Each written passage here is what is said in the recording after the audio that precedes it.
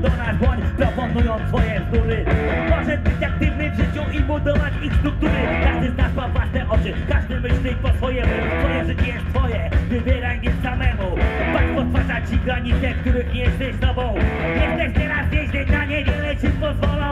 Nie ma żadnych już wartości ani autorytetów. Utopiłeś się w kodach politycznych gabinetów. Stara władza dziś poprawia jak kilka lat temu. Nowy system prepawinę poprzedniego systemu.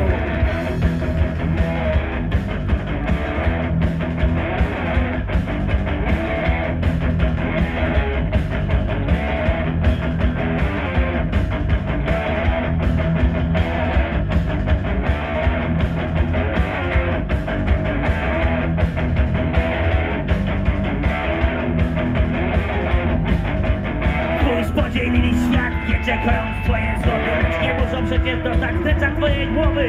Jeśli nie pasuje ci to, co oni proponują, od tych wartości zanim cię pacyfikują. Przyszłość będzie nasza, mimo wrogich krzyków, bo my rośniemy tu, niczym kwiaty na śmietniku. Więc jeśli masz już dosyć, być w tej maszynie, uderz politykę myślą mało i uczynkiem. Uderz politykę myślą mało i uczynkiem.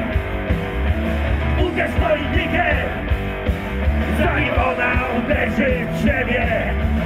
Uderz politykę, myślą mową i uczynkiem. Uderz politykę, zanim ona uderzy w siebie.